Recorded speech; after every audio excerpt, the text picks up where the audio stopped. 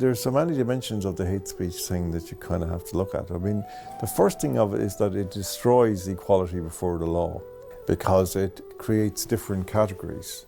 There's one category of people who can be hated. You know, I can't be hated. Why? Because I'm a pasty-faced, straight male Christian. I mean, that's like a minus quantity of diversity points, right? So, like, there's no possibility anybody can hate me. And you know, to actually make a complaint, if I ever was moved to do it, would cause everybody to fall around the place laughing, you know. That all the police officers that I would report it to would just die laughing. This clearly is a hugely discriminatory instrument on its face.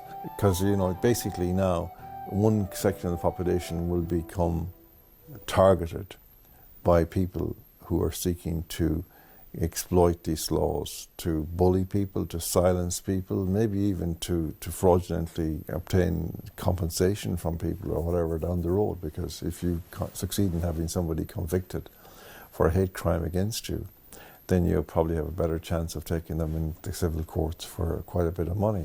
All that's to be seen.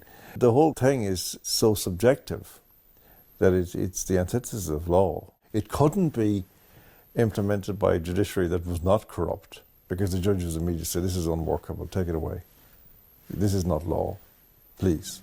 You can't do this. I can't, I'm resigning because I can't implement this law.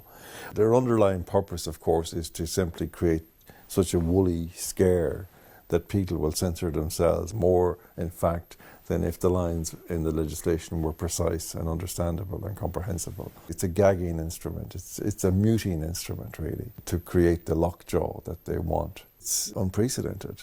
This is bizarre beyond belief, because we had this idea that we were moving forward in every day, in every way.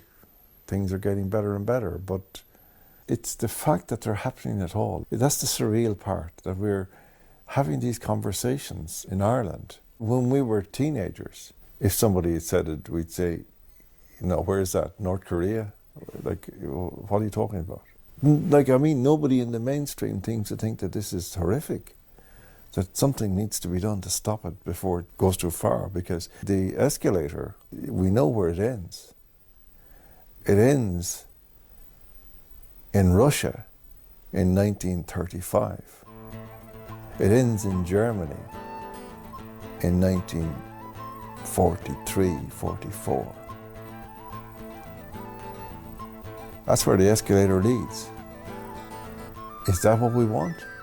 Because there's no other way, you know. I mean, it would be nice to think that even in these terrible things happening, that there was some limit on them, you know, that, oh, well, you know, because we are a free society, you know, I don't think there's any real problem with us. You know, okay, we may not agree with everything, blah, blah, blah, but, you know, we are a democratic society. No, we're not. No, we're not. This is deadly. This is deadly. We have no idea where this is leading, except the examples that history gives us, and they are not encouraging.